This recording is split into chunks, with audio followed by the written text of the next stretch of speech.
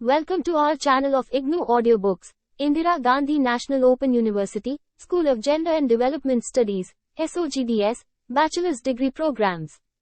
Bachelor of Arts, Gender Studies, BAGS.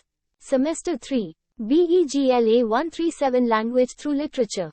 Block 1 Understanding the Relationship Between Language and Literature Through Vocabulary. Unit-1 Literal versus Metaphorical Meaning. 1.0 Objectives. In this unit, we shall discuss relationship of language to literature, show how literary language is different from ordinary language, the role of context in determining meaning, learn to distinguish between literal meaning and metaphoric, extended meaning. On completing this unit, you should be able to understand the relationship between language and literature, distinguish between literal meanings and extended meanings. Use some of the important words in their extended senses in order to write more effectively. 1.1 Introduction. As discussed in the introduction to the course and the block, the thrust of this course is to make you understand the relationship of language to literature. The important thing for us is to understand the dynamic nature of words and how creative writers, orators manipulate them in particular contexts to bring about special effects.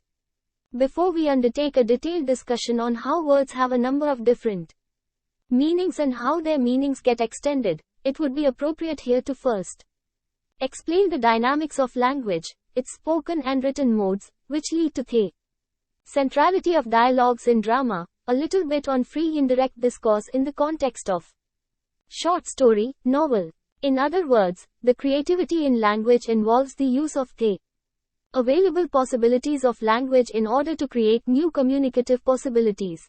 1.2 Language and Literature. Language is central to all human activity and all literature is also manifested in and through language. All our individual and social activities are possible through language because language functions as a powerful tool and symbol of, for the representation of reality. We need to understand the difference between language and the actual objects or events of actual life. For example, the word tree consists of three sound T, R, and the long vowel is denoted by E. The tree is actual physical object is part of the world. So we have the sign tree and the actual object of the tree.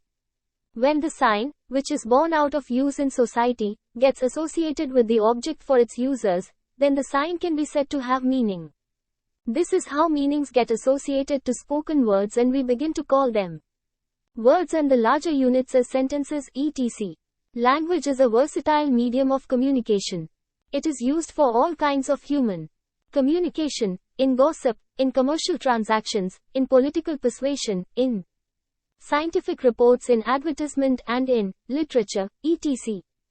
If we classify the above into two groups, i.e., non-literary and literary languages, then can we distinguish between the two varieties of language? The answer may be provided on the basis of the following two reasons. Firstly, the non-literary, or the ordinary, or practical, language can be said to be used in carrying on the practicalities of everyday life. Literary language, on the other hand, does not use language in real, day-to-day situations.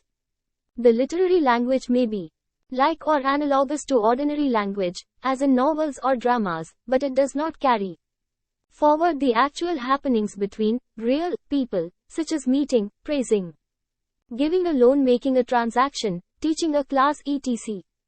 In this sense, literary language can be said to be ahistorical. Secondly, literary language can be seen to deviate structurally from the ordinary language in many ways. Many scholars believe that literary writers have a subtle experience to communicate, and since ordinary language is unable to meet their requirements, they resort to patterning or distorting the language form's structure for aesthetic purposes. By aesthetics, we mean the pleasure that one derives from the observation of an object by itself.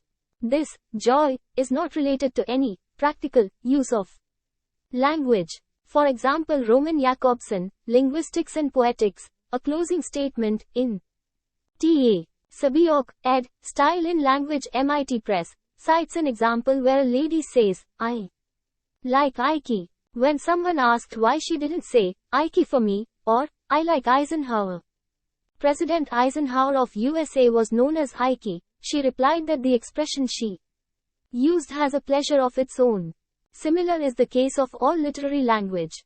Literary language creates meanings by using language in both conventional and non-conventional ways. The conventional or the literal use of language gives us known meanings of words, whereas the unconventional or literary language creates new meanings through forms like the metaphor etc.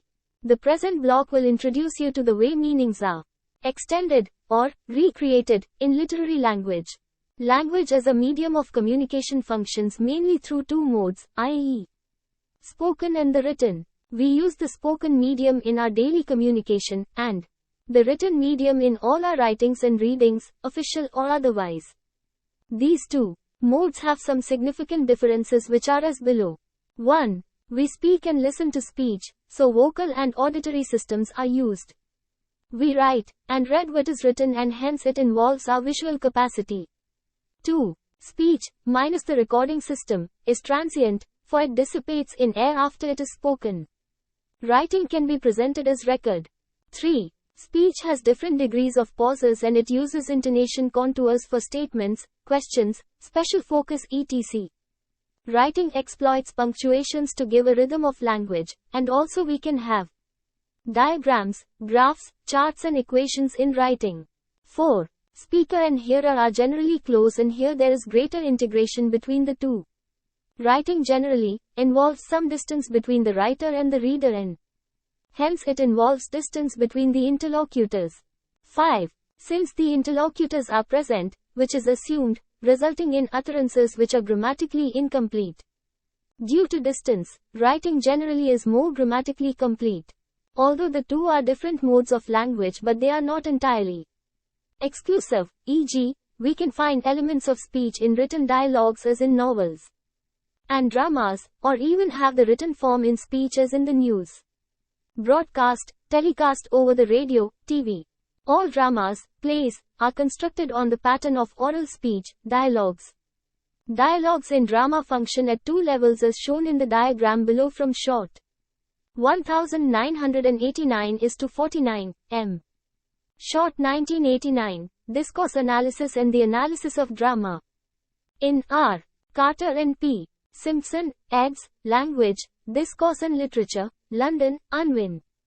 Hyman. This diagram shows that the playwright addresses the audience, reader through constructed dialogues at one level, and at another level it is the characters within the play that are shown to interact with one another. All dialogues get meaning from the created, physical, context and the personal, context. By physical context, we mean creation of environments like home, workplace etc.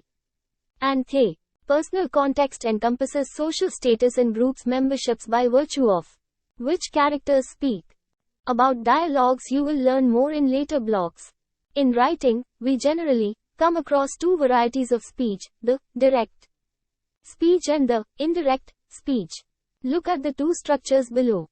1. She said, I'll come here tomorrow, or 2. I'll come here tomorrow, she said, are example of direct speech. 3. She said that she would go there the following day. Indirect speech. In direct speech, we have the reporting verb which can be different from the tense of the reported speech in inverted commas. The indirect speech changes the pronouns, the adverbs of time, and the tense of the reported speech etc. In novels and short stories, we find a third variety called the free indirect discourse, FID. The FID combines elements from both the direct speech and the indirect speech and it functions to present a stream of consciousness etc. The above sentence can be rendered in FID as 4. She would be there tomorrow. Here the adverb, tomorrow, has the form as in the direct speech and the phrase, she would, as in the indirect speech, added the higher reporting verb as, she said, is missing. The FID expressions at times do carry the punctuation marks found in direct speech such as questions mark or sign of interrogation etc. This technique is used more in short stories and novels about which you will read more in later blocks. We shall next resume our discussion on literal versus metaphorical meaning. 1.3 Literal versus metaphorical meaning. In English, as in most other languages, a word is used in more than one sense or shade of meaning. The original sense in which a word is used is its literal meaning. For example, in the sentence, a dog is man's best friend, the word dog is used in its literal sense to refer to a particular animal. But if we call a person a dog to mean that he is a worthless, evil person, we are extending the meaning of the word. Similarly, in the sentence, hey, dog always barks at the postman, the verb bark is used in its literal sense, but when we say to a person, don't bark like that, hurry, to refer to the sharp and loud sound he is making, we have extended the meaning of bark. This kind of extension is called a metaphor. A metaphor is the use of a phrase which describes one thing by stating another with which it can be compared. In Units 1 to 2, we shall discuss the different ways in which words get their meanings extended. Take this sentence. You should comb your hair more often. The word comb is used here in its literal sense. We are asking this person to tidy, clean, straighten, or arrange his hair with a comb. But if we say, the police combed the forest for thy missing box, we are using the word comb to mean, search thoroughly. This is an extension of meaning. Just as the comb goes through the hair to clean and tidy it, so the police searched the forest to find the boy. By using a word in its extended sense, we help to make concrete the idea we are trying to convey. For instance, in the second sentence above, it becomes easier for the reader or listener to visualize or see in his mind what the police are doing. Their thoroughness in searching the forest becomes vivid. 1.4 Extension of meaning.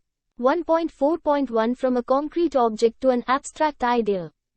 The meaning of a word may be transferred or extended from a concrete object, which we can feel and see, to an abstract idea. This helps to make the idea vivid. It becomes easier to see the idea or visualize it in concrete terms with the help of a word picture. Take this example. His knowledge of history was getting rusty. The usual association of the word rusty is with things made of iron which get covered with rust, e.g., a rusty box, rusty nails, etc. When iron and some other metals are exposed to water and air, a reddish-brown surface forms on them. This is called rust. So, rusty nails are nails covered with rust. They have lost their brightness because they have been lying unused for a long time. This idea of things getting rusted has been transferred to one's knowledge of a subject to mean that it is mostly forgotten because it has not been used for a long time. 1.4.2 Living, animal or human, to non-living, object, and vice versa. When we describe non-living objects or things as if they had animal or human qualities and feelings, we personify them. We transfer qualities or things usually associated with living beings to non-living things. This helps us to picture things and objects more clearly in our imagination. For example, one leg of the table was broken. The hands of the clock have stopped. The mouth of the cave was blocked by a big stone. The pencil screeched. The transfer of meaning in all these cases has taken place like this. Living thing, right pointing arrow, non-living thing. Animal, human, object.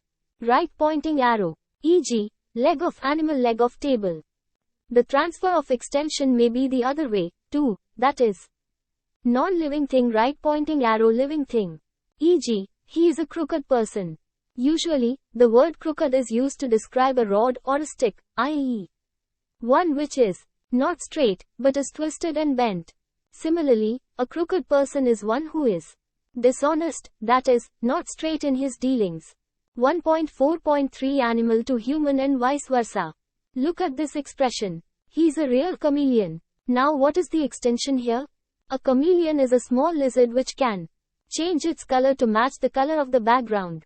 In this way, it can hide itself from its enemies. When a man is called a chameleon, the quality of changing the color to protect oneself is transferred from the animal to man. The man may keep changing his behavior and statements to suit his own interests. The transfer has taken place as follows. Here is an exercise to revise what you have read in sections 1.4.1 to 1.4.3. 1.4.4 Extension of sensory perception. The extension of meaning may take place from one sensory perception, smell, touch, taste, sound or sight, to an object, feeling or abstract idea, generally not associated with it. Thus, 1. Food, the language of the eyes. 2. Feed, the speech of the dark eyes. The eyes are generally used for seeing. They do not produce any sound or speech. Here, however, the words, language, and speech, refer to the expression in the eyes. 1.4.5 Extension by magnification. Often, writers use words associated with grand or sublime ideas or objects to ordinary ideas or objects. The effect is one of humor or lightheartedness. It also helps to highlight the importance of something. E.g., I adore ice cream. One may adore a person, that is, worship him as God. In the sentence given here, the word adore shows the great liking I have for ice cream. It also indicates a light-hearted treatment of the subject. 1.5 Let us sum up. In this unit, you have learned to distinguish the extended meaning from the literal meaning, and to understand the shades of meaning of certain words used in standard works of literature. Thank you. Subscribe to our channel for more updates, and we will see you with the next chapter.